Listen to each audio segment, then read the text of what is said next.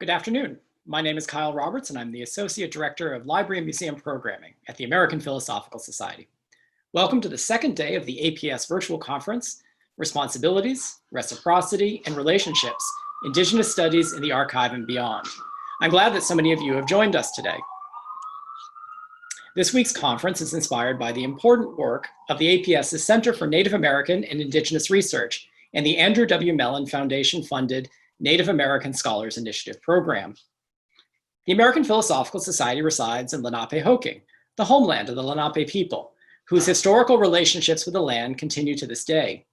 The APS acknowledges with respect their continued presence and perseverance, and expresses its sincere thanks for the past and ongoing generosity of numerous Indigenous communities and individuals who have offered their guidance, expertise, and opportunities for collaboration. For those joining us for the first time, the American Philosophical Society was founded by Benjamin Franklin in 1743. The Society is a catalyst for the discovery of new knowledge. Election to membership honors those who've made exceptionally significant contributions to science, the arts and humanities, and public life. The Society promotes research by providing over 1 million in research grants a year, primarily to younger scholars who need the support the most. Our library and museum collections and research centers serve scholars and visitors from across the globe. Please check out our website, amphilsoc.org, and I'll be putting that address in the chat box to learn more about what we do and for news of forthcoming events. We're using Zoom webinar today, so not to worry, you have all been muted. None of you will accidentally interrupt the conference. If you have a question, please use the Q&A button at the bottom center of your navigation bar. You want to take a minute and just locate that now. I encourage you to type a question at any point in today's panel. Anytime that the question comes to mind, put it in there. We will have 10 to 15 or maybe even 20 minutes at the end of the panel for your questions with our speakers today. We're also very excited to offer closed captioning for this conference. If you would like to use it during the panel, please click on the CC box, again on the bottom navigation bar of Zoom. It's to the right of the Q&A button. With that, it's my pleasure to introduce Dr. Kimberly Christen, who will be moderating Panel 1, Reciprocity and Responsibilities Surrounding Indigenous Archival Materials. Dr. Kimberly Christen is the director of the Center for Digital Scholarship and Curation at Washington State University, where she's a professor in and director of the Digital Technology and Culture program. Her work explores the intersections of cultural heritage, traditional knowledge, information ethics, and the use of digital technologies in and by Indigenous communities globally. She's the founder of Mukatu CMS, an open source community access platform designed to meet the curatorial and circulation needs of Indigenous communities. She's also the director of the Sustainable Heritage Network and co-director of the Local Context Initiative. Both provide practical tools and educational resources for stewarding digital cultural heritage and supporting Indigenous communities in the management of their intellectual property. I will put Professor Christen's Twitter handle and links to all of her websites in the chat for you to explore more. So with that, thank you so much for joining us today, and I turn it over to Dr. Christen. Thanks, Kyle. Good morning, everyone, or good afternoon, I guess, for those of you on the East Coast. I want to also recognize that the conference is taking place on the homeland of the Lenape peoples, and I also want to further recognize that I live and work on the homelands of the Nimipu tribe and Palouse people, and I acknowledge their presence here since time immemorial and recognize their continuing connections to the land, to the water, and to their ancestors. I'm excited to introduce this panel today, Reciprocity and Responsibilities Surrounding Indigenous Archival Materials. I'm going to introduce the 6 speakers and then we'll move into their papers. So the first panelist is Eric Hemenway, and Eric is the Director of Archives and Records for the Little Traverse Bay Band of Odawa Indians. Eric works to collect and preserve historic materials for the tribe. These materials are used to support Traverse Bay Bands of Odawa tribal government and create historical and educational materials such as exhibits, signs, presentations, and lesson plans. Eric has worked on numerous repatriations under the Native American Graves Protection and Repatriation Act. He is a former board member of NAGPRA Review Committee, Michigan Humanities Council, and Michigan Historical Society. He currently sits on the Michigan Historical Commission. Eric is Anishinaabe and grew up in Cross Village, Michigan. The second panelist is Diana Marsh. Diana is an assistant professor of archives and digital curation at the University of Maryland's College of Information Studies. She explores how heritage institutions communicate with the public and communities. Her current work focuses on discovery, use, and access in ethnographic collections, especially for Native American and Indigenous communities. At the National Anthropological Archives, she researched barriers to access among users of anthropological collections. She was also an Andrew W. Mellon postdoctoral curatorial fellow at the American Philosophical Society, where she conducted research and curated exhibitions drawing upon archival collections. She holds a PhD in anthropology from the University of British Columbia, and her recent work has appeared in the American Archivist and Archival Science, and her book, From Extinct Monsters to Deep Time, Conflict, Compromise, and the Making of Smithsonian's Fossil Halls, was published in 2019. Next, we have Ricky Punzalan, and Ricky is an associate professor at the University of Michigan School of Information, where he teaches in the area of archives and digital curation. His research examines Indigenous communities' access to their digitized and archived heritage through virtual reunification, improving archival practices, conducting community-based research, and establishing more ethical relationships between Indigenous peoples and heritage institutions. He holds a PhD in information as well as graduate certificates in science, technology, and studies, and museum studies from the University of Michigan. Ricky is currently a council member of the Society of American Archivists. Danny Zborover is an anthropological and historical archaeologist. He received his PhD from the University of Calgary and holds a postdoctoral positions at UC San Diego and Brown University. He previously taught at UCLA and UCSD and worked as the academic director of archaeology of the Institute for Field Research. He is a co-director and instructor in several research projects and field schools in Mexico and Peru.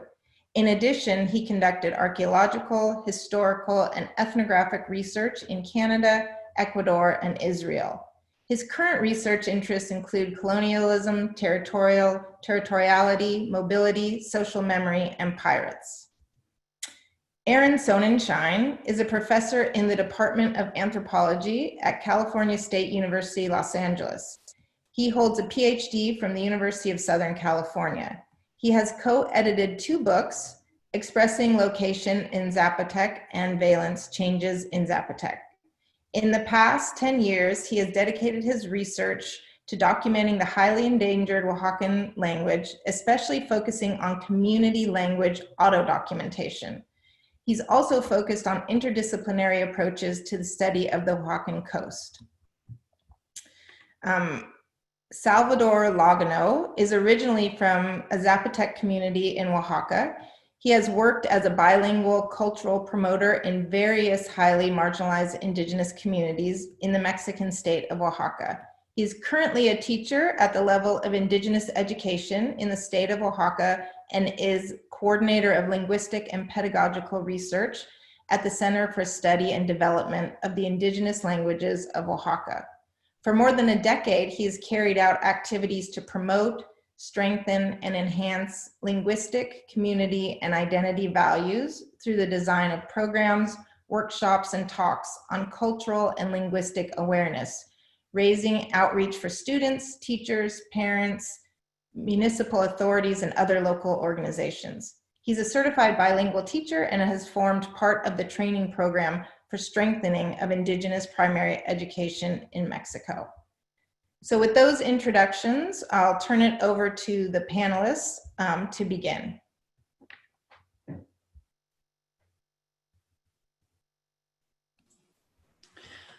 Hello, good afternoon or good morning to this session, and I'd like to thank the opportunity to come here and share my work. My name is Hemingway. I'm the Director of Archives and Records for the Little Traverse Bay Band of Odawa Indians, a federally recognized tribe in northern Michigan. And just to share a little bit of my work, it's basically doing history. And when people ask me what do I do, my elevator speech is I collect information to support the tribal government and then use that information also to create historical educational materials such as signs, exhibits. We do some media, so some radio, some TV, and a lot of work with schools. And we've got a very robust working relationship with our state here in Michigan, with the Michigan Historical Center, doing exhibits and programs, and then also with the National Park Service, several parks here in the state of Michigan on doing programs. So what does this all mean? And to me, it all revolves around telling story, and telling story through an Indigenous lens. And we have our work cut out for us as Indigenous people telling our story, because for so many centuries, we were omitted from the conversation of ourselves. So a large part of my work has been just bringing awareness that Native people are in existence. You wouldn't believe that some of the questions I've had where I didn't know Indians exist, or Indians only live on reservations. And we had this stigma that we just fade out in the late 1800s. And then we all of a sudden pop up in the late 20th century, and there's this big gap. So there's been a large part of my work is filling the gap of the 20th century and what has happened with particularly my Native community here in Michigan, but also bringing awareness to, these Native communities across the country were experiencing similar things in their community, but on different levels and in different ways. So a lot of the work has been awareness of who we are as Odawa people, as Anishinaabe people, but also that Native people have persevered through some extremely difficult times. They've persevered through genocide, displacement, removal, and that at the end of any type of education that I try to put forward is I don't try to dwell on the victimization that, all these bad things happen to my people and other Native people, that bad things happen. I don't want to skirt around this, but also that Native people persevered through these horrible atrocities at times, and that they went forward, and I'm here today because of their actions. So I use myself quite a bit in my educational outreach, especially with school kids. And I work a lot with our public schools here in Harbor Springs. That's our local school. And I was just in a class just before I came to this. It was U.S. history. And so I've been going into this class for years now, and not rewriting history, not coming in and saying what you've learned previously is wrong, but this is another story to add to the bigger story. And we feel it's very important and relevant for our local students to learn this, because the Odawa are still in their homelands. We're still in the lands of Wagonuxing. We were here before Columbus arrived, and we're still here. And we take pieces of our local history and weave it into this bigger story that is America, and how the Odawa impacted not just Harbor Springs and Northern Michigan, but they impacted Michigan, they impacted the United States, and even global history at points. So we try to take, what's local and apply it to different facets of history. And unfortunately, we have a very hurtful and dark piece of history, and we had an Indian boarding school in Harbor Springs. So, but we use that opportunity to take kids down to the actual, where the school stood. The school has been torn down, the Holy Childhood of Jesus Indian Boarding School. And we go to the spot where the school stood, and beforehand we prepare a lesson and show pictures of the school, kids going to the school, and also what Indian education was during the 1800s and 20th century, and why were these schools in place. And we use a lot of primary sources. These are letters from the kids writing back home. These are photos, their government reports of their school reports, church records. So we're building the story of what the boarding schools were and how they impacted Native communities. And then we finish it up by going down to where the boarding school was. And we talk about more personal experiences that have been relayed to me by people within the community who trust what I do. They said, "You're a historian for the tribe, and I know you're going to be out there telling these stories." And to me, these oral stories are primary sources. Will they ever get written down? Maybe, maybe not. But when these are passed on and we use those to tell the broader story, it makes a more fulfilling and more enriching educational experience for our students, and many of whom are non-Native, but we feel that's just as important that our non-Native neighbors know what happened. Because so much of what history has taught us about Natives in the 20th century is that we rode horses, we lived in teepees, and wore headdresses and just faded out. And that all Native people are the same, they experience the same thing, same problems, and when you solve one problem, it's the same solution for all communities, which we know that isn't true, but that tends to be the narrative. And then not having, this emphasis on the uniqueness, the identity of an individual community, And I know this for a fact because I went through the schools that I go into, Harbor Springs, I graduated, and I experienced that firsthand of not having anything about my tribe being told in the classroom, not anything about Michigan tribes. It was all focused on Plains Indians and teepees and horses. And you just had this real feeling of being disenfranchised, being left out, being pushed out. And once I got into a position with my job and having a little bit of knowledge and a little bit of resources, went to the local teachers and said, let's work together and just tell a more complete story. And it's been going well ever since then, working with the school administrators, working with the teachers, the principals. It's a real team effort to present the best package possible for our students, and many of which are Odawa, they're native. So we have this conglomeration, we have this mix of students, but they're all part of the community. And also with, our parks, work a lot with the state, work a lot with the National Park Service.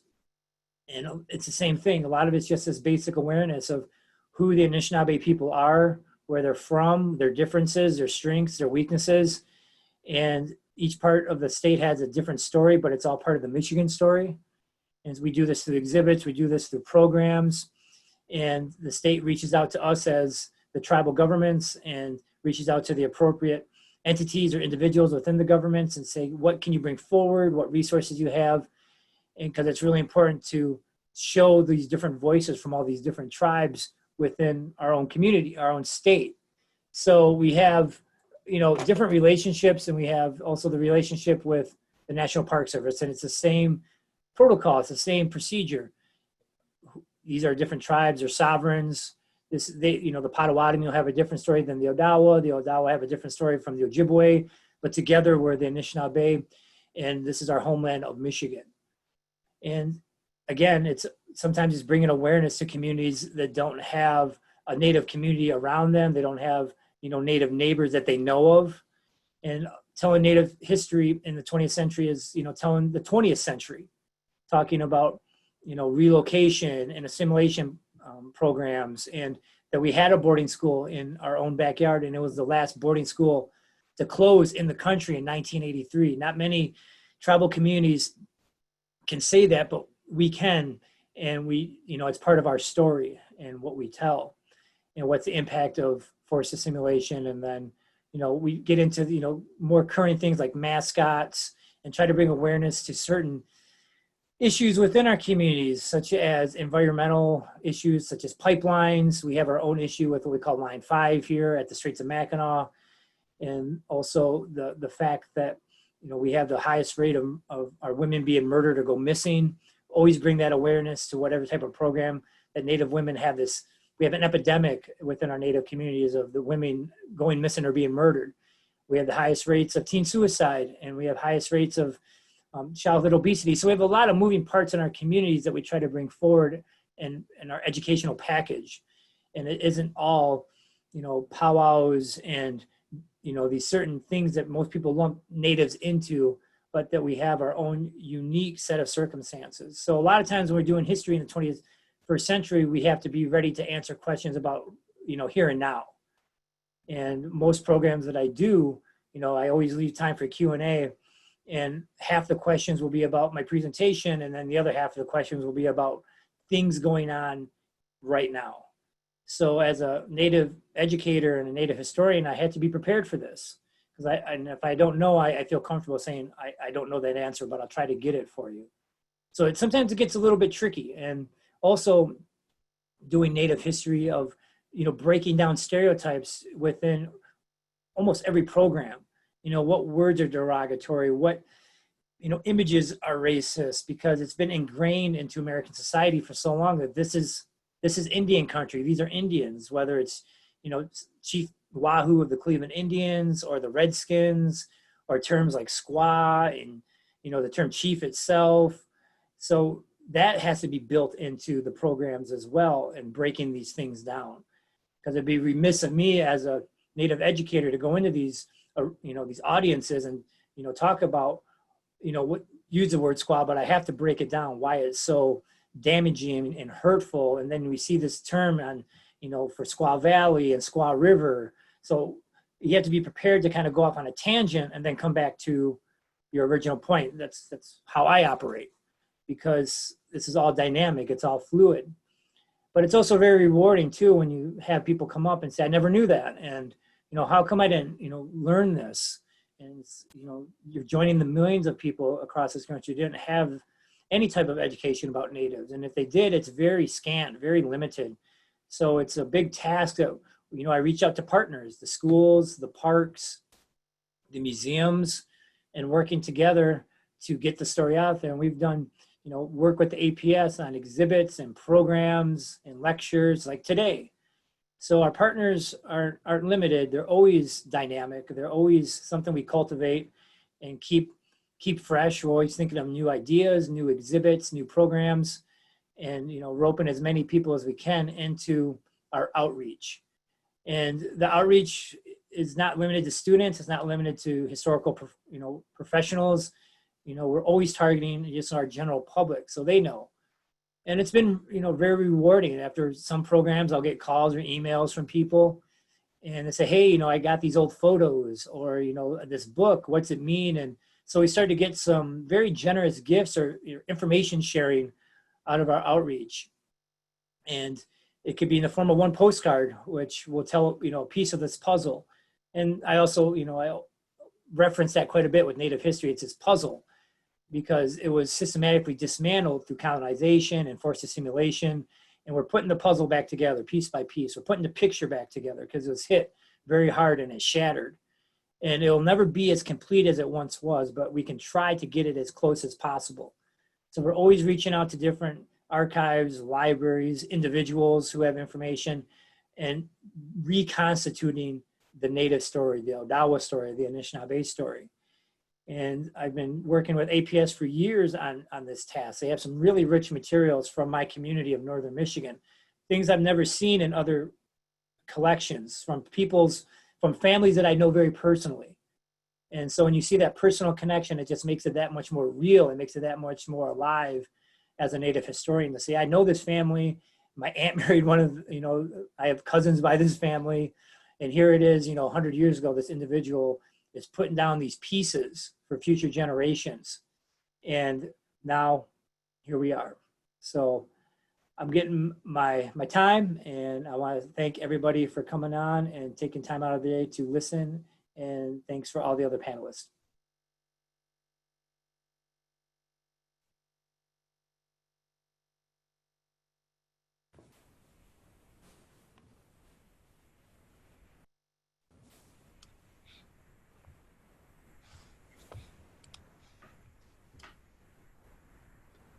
Hello, everyone. I'd like to thank the organizers for inviting us to this conference. Before I begin, I'd like to acknowledge that I work for the University of Michigan, which is located on the traditional territory of the Anishinaabe people. In 1817, the Ojibwe, Odawa, and Bodewadimi nations made the largest single land transfer to the university. This was offered ceremonially as a gift through the Treaty of the Foot of the Rapids so that their children could be educated. Through these words of acknowledgement, their contemporary and ancestral ties to the land and their contributions to the university are renewed and reaffirmed. And hi, everyone. I'm beaming in from the traditional lands of the Piscataway and Nacotchtank and their indigenous kin and neighbors, on whose land I live and work, as you can see, currently living and working in exactly the same place, like most of us. It's very humbling to work with the collections and topics and knowledge that we'll be talking about today. Slide. So for the audience here, most of you are probably familiar with the protocols drafted in 2006, which established best practices for culturally responsive stewardship of Native American archival materials, especially those held in non-tribal institutions. And many institutions have been adhering to these protocols and principles and practices at the APS, creating their own protocols. But in 2018, they were formally endorsed by the Society of American Archivists, making this goal to inspire respect and reciprocity a professional standard for all archivists. Slide.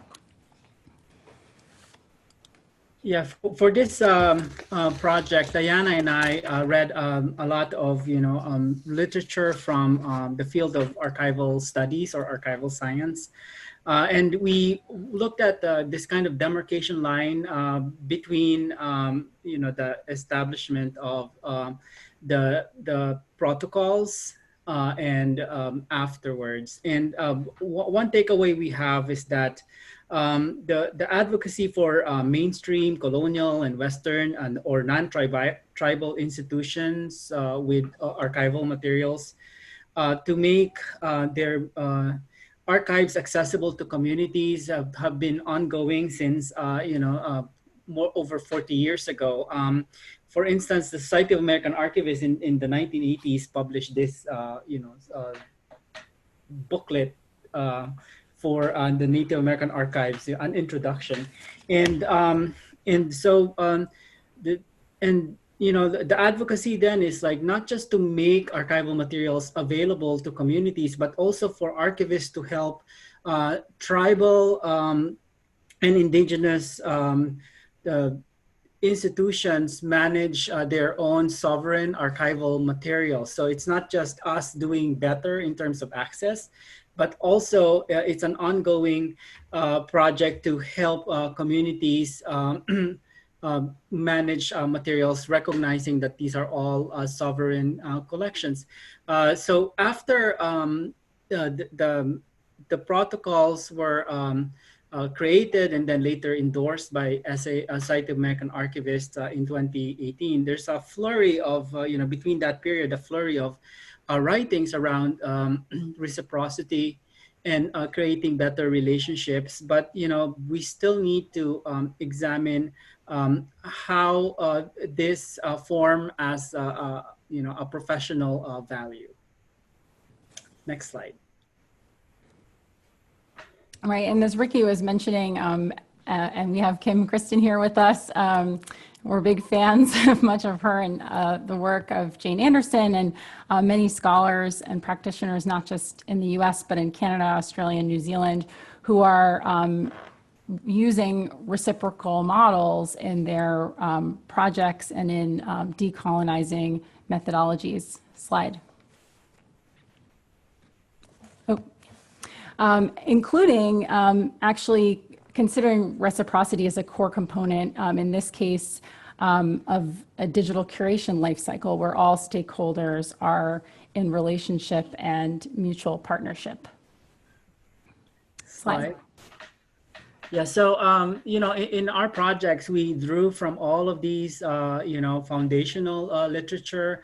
Earlier in the slide, as I was talking, I failed to mention that, for instance, Jennifer O'Neill has, a particular model around relationality in the field. But Diana and I have, since 2014 been collaborating on various projects, all to look into the engagement of communities around, digitized materials. What happens when we digitize things? We put them online, we make robust access tools, and then community members download them and use them for their purpose. What is the impact on the community, when these materials are made available?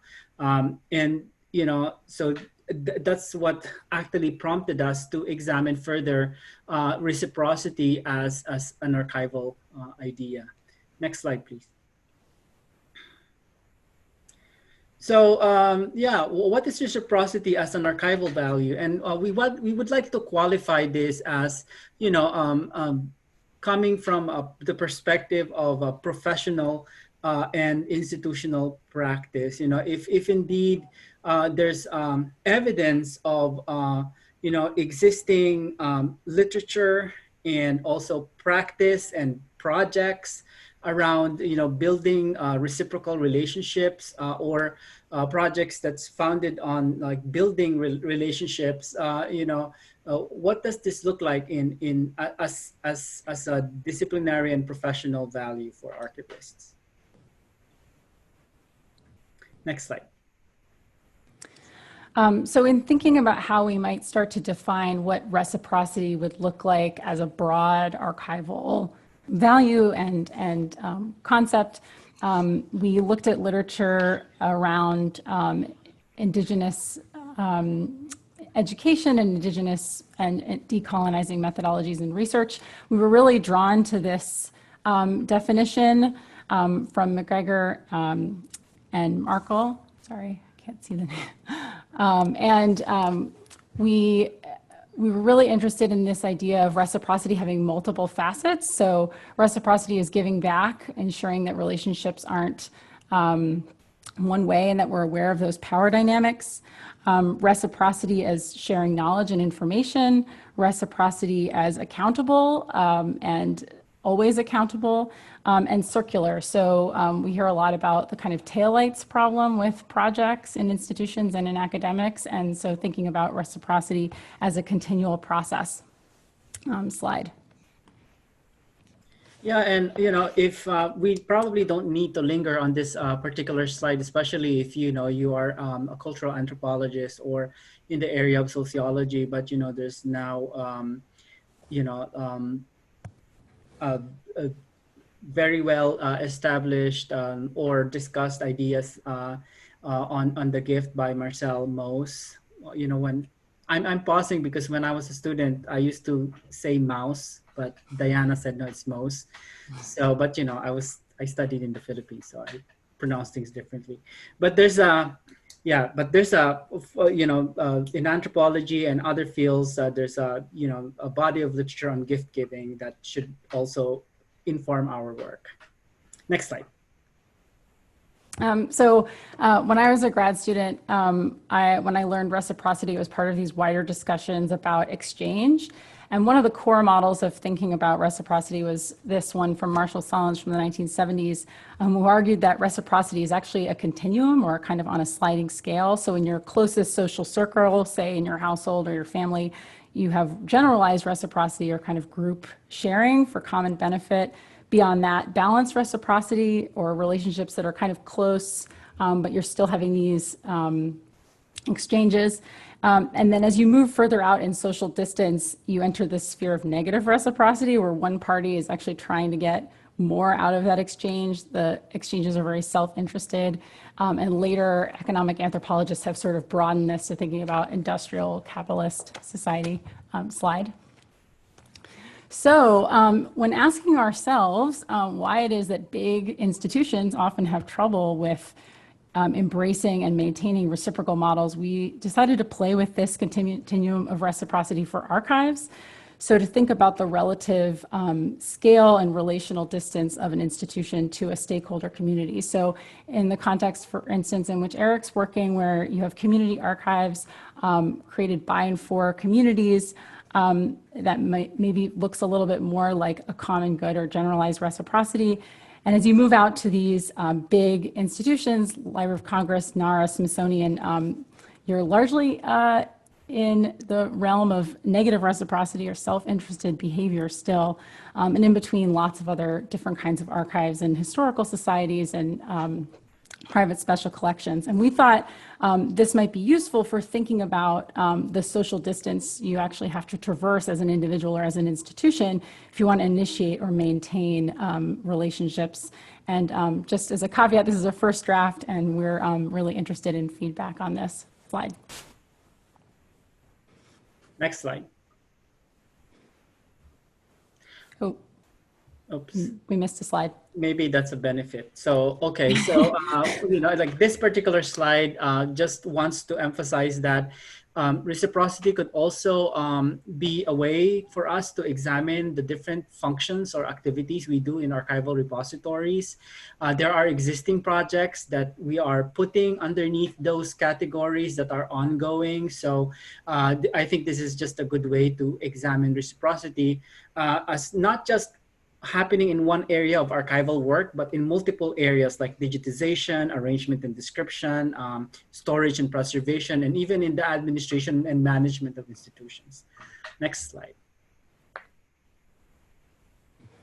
Yeah, so this is, we will end with this slide, but basically, for archival field, further things that we would like to interrogate for this project is like basically archivists like to we are part of the assumed gift economy. For instance, we have donors and donations in our collections, as Christen rightly put in the chat earlier. There's like an entire journal issue on digital returns and repatriation. So those are all, return ideas. And also we have a temporal component that looks at, for instance, we say that the things we have are gifts to the future, but, we should interrogate that further in terms of the, like how gift giving could happen across time from the past, present, and the future. On the other hand, we should also be thinking about the fact that some things should not be given, should not have ever been acquired. We can't oversimplify community politics, and some appearing reciprocal relationships are in fact still neocolonial extractive projects that are feathers in an institution's cap. So those are just some things we're thinking about. We've taken you very meta in thinking about what reciprocity might look like for archival science. And with that, we'd like to thank the IMLS Early Career Grant, which funded Ricky's work, the Mellon Foundation, and the Phillips Fund for Native American Research. And to all of you, we look forward to your feedback. Thank you.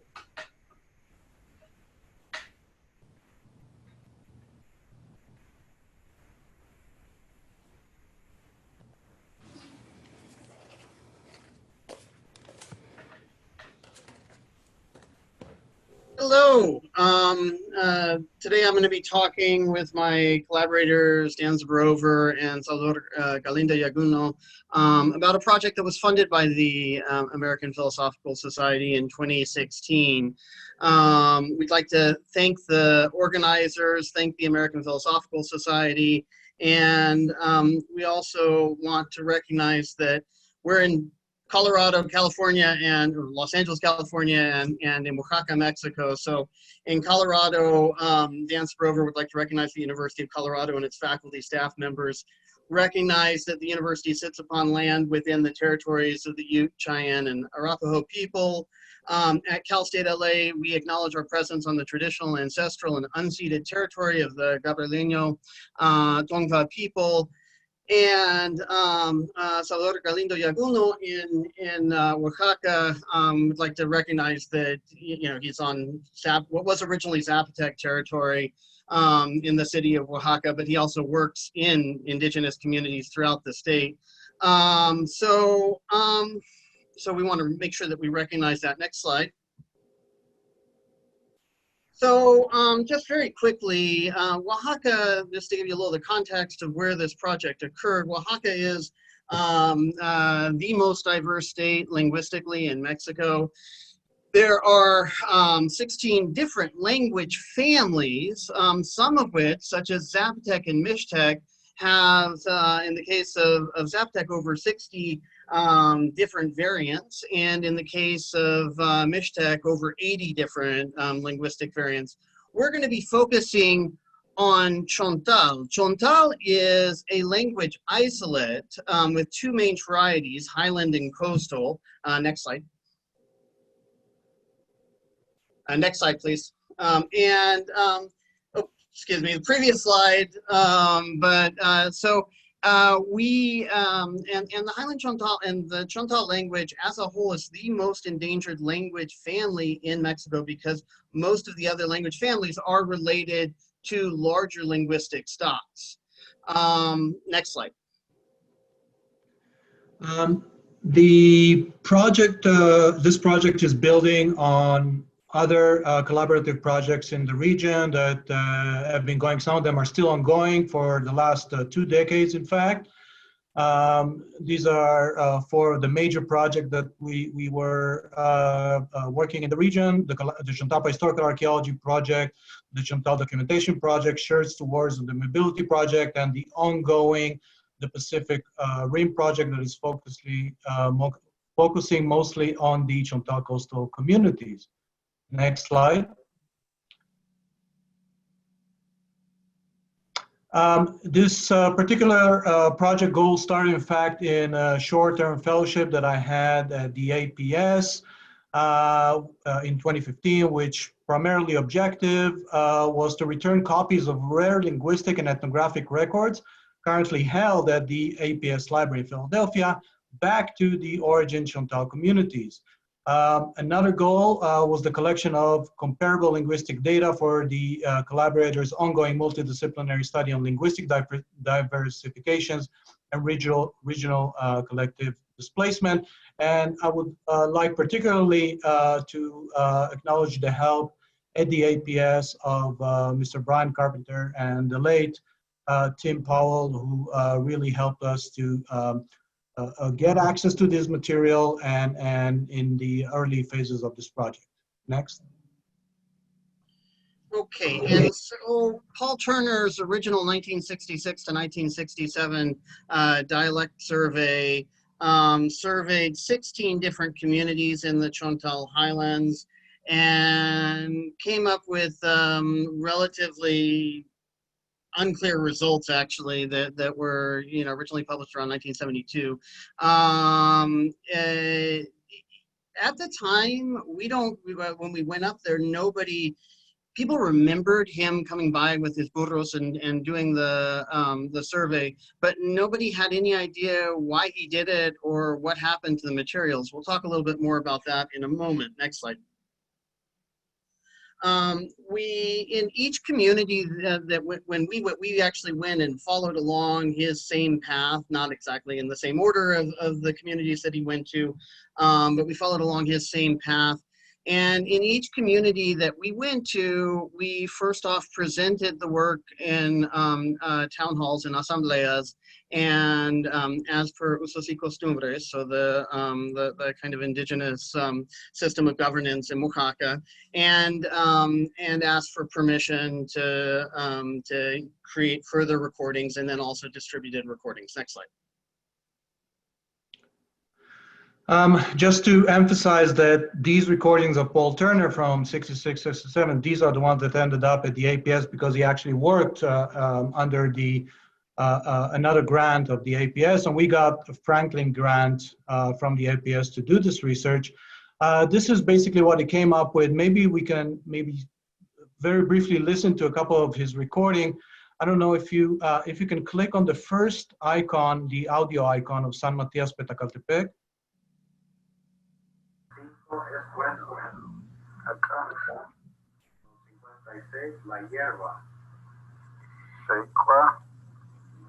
So these are basically word lists that he worked with his Chantal collaborators. So most of these are 100 words lists in Chantal, but there are some histories. And if we can click on the one by Damian Flores, I think is 1, 2, 3, 4, 5th from the top, yeah.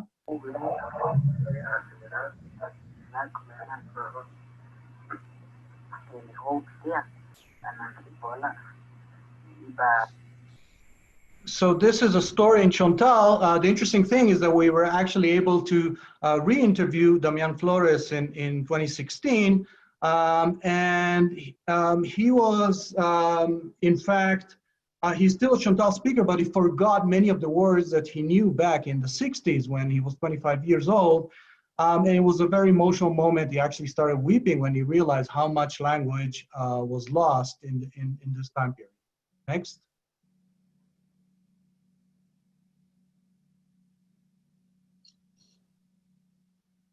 Altogether, we're able to make copies, return about 250 recordings to anyone interested, either in CDs or flash drive or even on their cell phones, whatever they had available.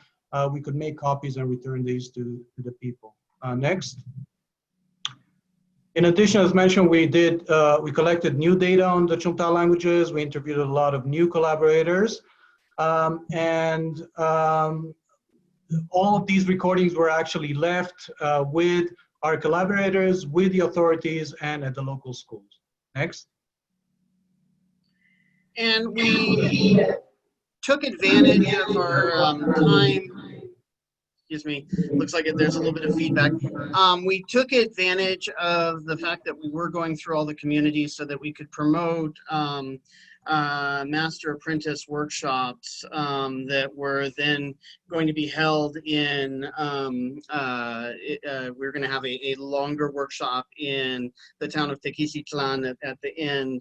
And so here we have Salvador and I kind of going over basics of the master apprentice program to try to interest community members into attending the longer workshop.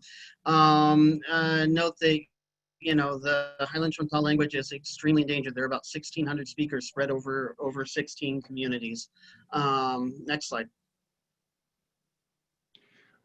In one of the communities, Santa Maria Candelaria, we actually were able to interview a Chantal singer who actually composed songs in Chantal. Maybe we can hear a short sample there in the audio icon. If you could please click that.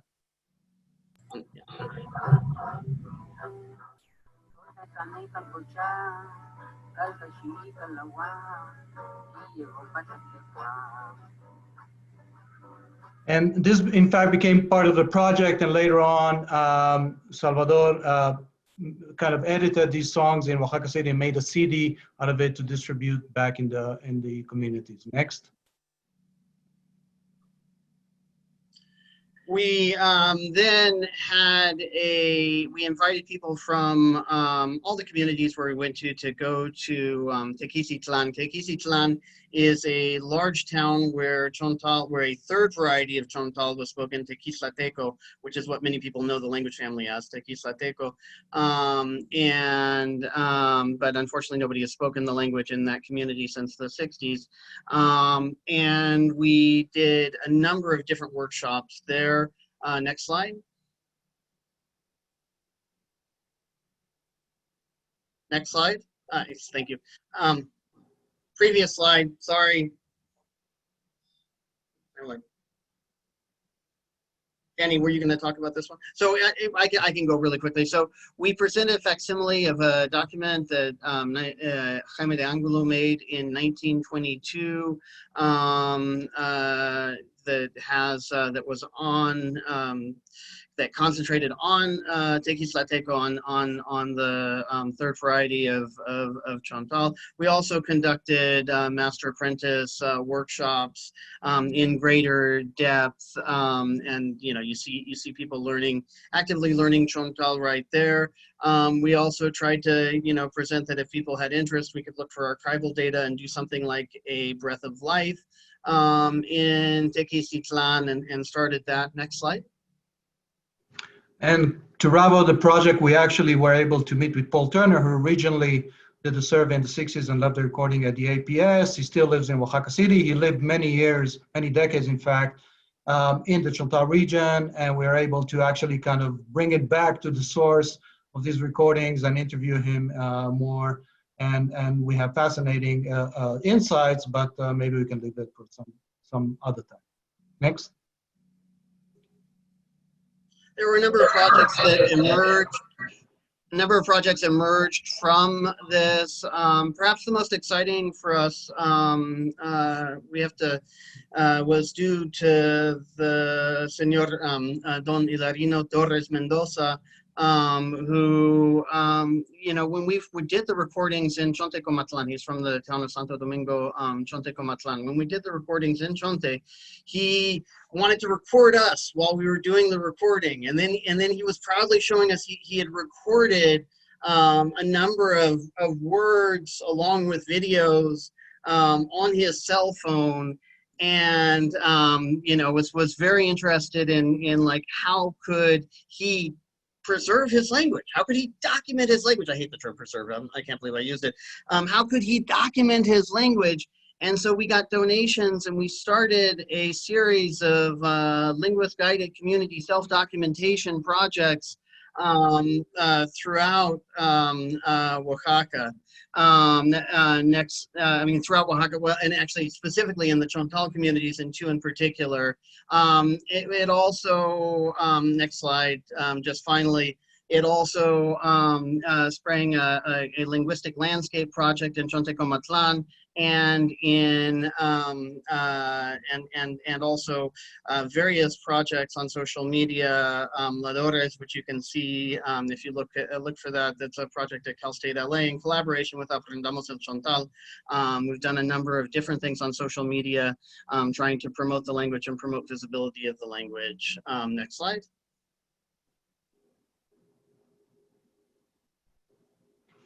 Thank you.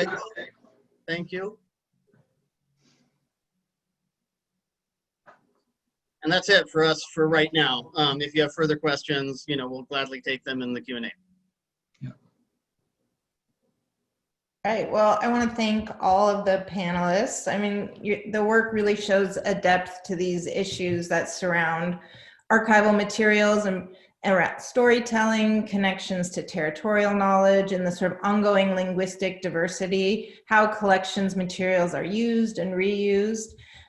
I think all of you added some nuance and clarity and some really practical applications to maybe this more theoretical notion of reciprocity and responsibilities that non-Indigenous repositories, scholars, archivists, have towards this cultural heritage material. So one of the issues, that comes up when we're talking about reciprocity and responsibility that sometimes doesn't get articulated clearly is refusal. So, and by that, I mean both the right to refuse to have your work accessioned, documented, viewed, described at all by a community or an individual, and of course the legacy of that, but as well as the obligation or really the responsibility that institutions, scholars, and researchers have to provide avenues for Indigenous refusal in your projects, in the work that you're doing. And a Mohawk scholar, Audra Simpson, theorizes refusal within an ethnographic context, connecting it to upholding sovereignty in its many forms and decentering settler colonial practices. And similarly, Eve Tuck and Kay Wang position refusal in relation to the very act of research as a way of foregrounding not just power that we're all aware of, but as well as a way for individuals and communities to sort of mark off what is not up for grabs for discussion at all, what can't be known by others, what shouldn't be collected or documented. So given that refusal is certainly not an insignificant part of reciprocity and responsibility, I wonder if each of you could discuss how refusal entered into or was managed in your projects by you, by your collaborators, by the communities, as well as others. So now, Eric, do we want to start with you? Sure. I'm glad you bring this up because refusal and omission by design is something we take very seriously, and it's something to think about constantly of what we give out into our programs and projects and what also we take. And I just revert back to some of my repatriation work that I would talk to different museum staff who had these artifacts or information, and the tribes would refuse it, even though it was their materials based on their cultural protocols, ceremonial mandates, what have you, belief systems, that they would not take these materials because they weren't sure how to manage it. They weren't sure what to do with it. It's been out of their community for 100 years. So they just refuse to take it until they're in a better place to manage these things and information in their communities. And that really struck me in, but that's again, sovereignty, that they have this right to do this. And it's not any place, especially mine, to say, well, this tribe, isn't taking this, that's their decision. And then also when we are putting together programs, we do refuse some information. It's culturally sensitive, it's culturally relevant in some ways that doesn't need to be shared with outsiders. And Native history is a history of taking since 1492.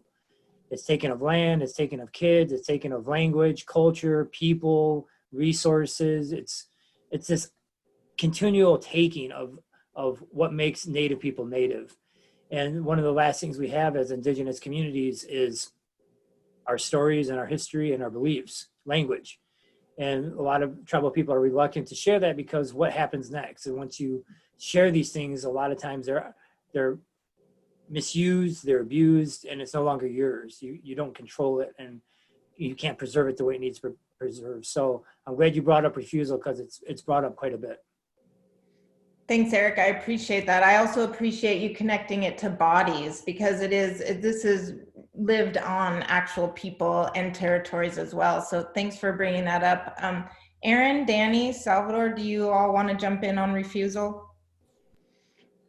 Danny, do you want to? I mean, the thing is that we always ask for community permission, first off from the town authorities before we have a full-on assemblea, and then from the full assembly of the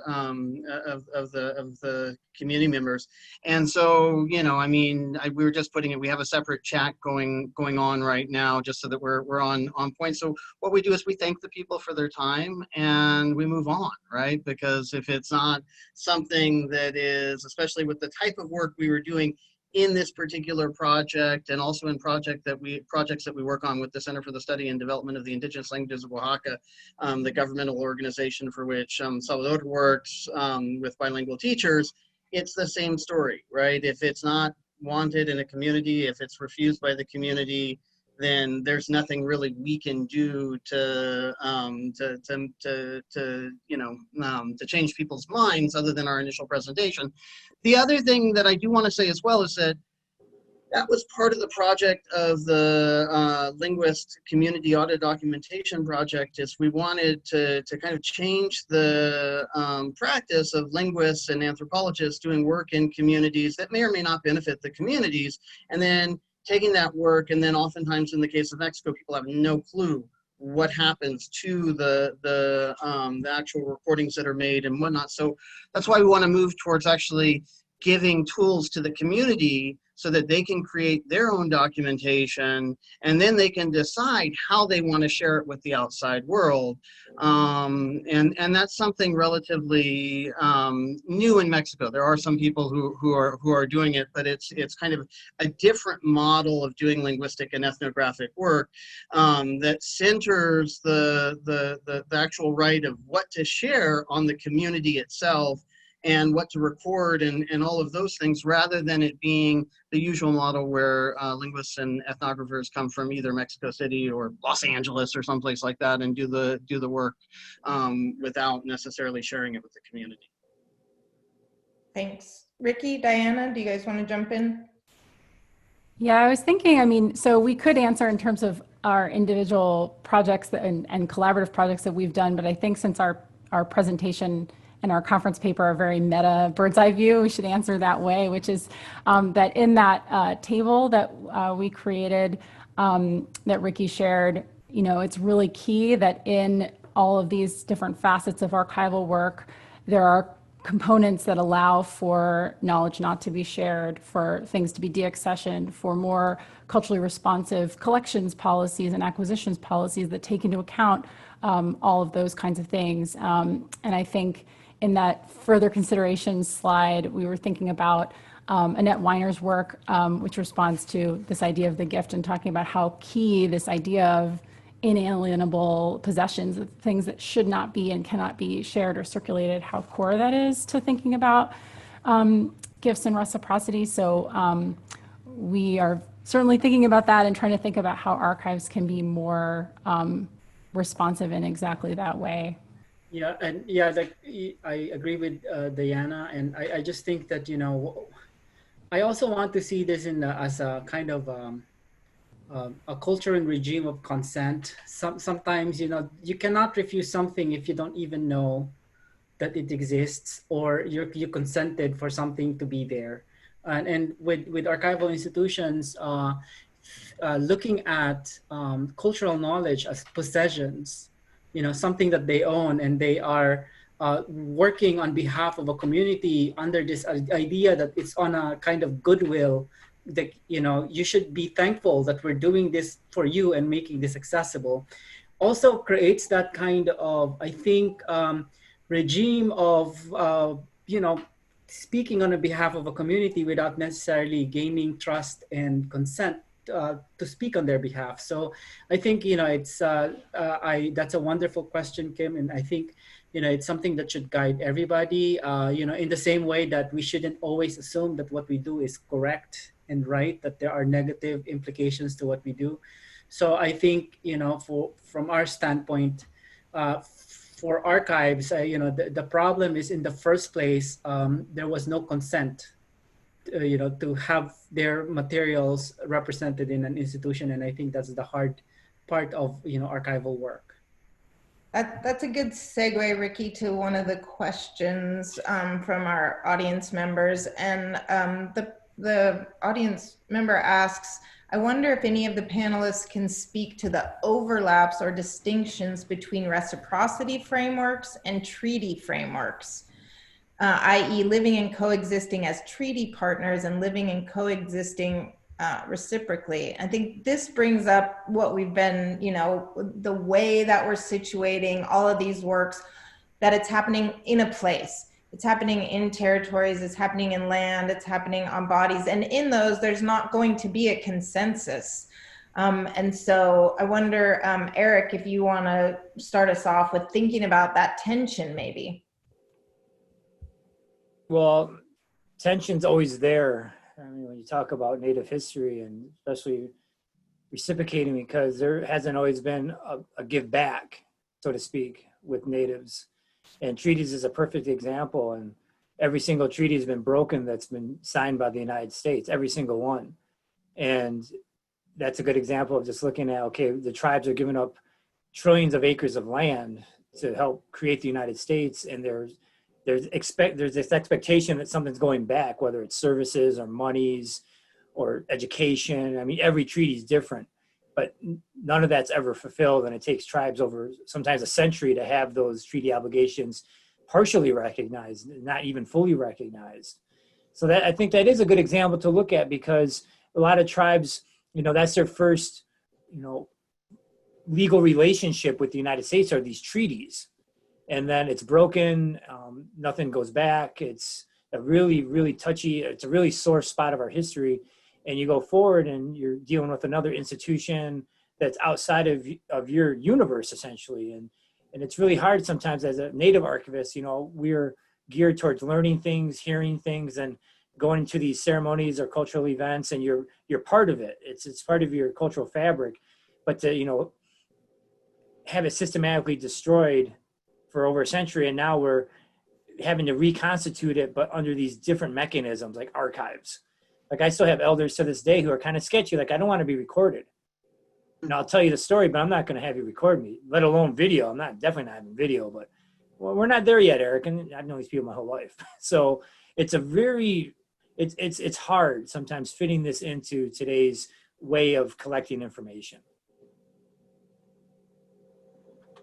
Aaron or Danny or Salvador, do you want to talk about that overlap with treaty, where treaty relations might kind of butt up against reciprocity and the acts of giving back, and how that might work specifically in the context where you are in Mexico?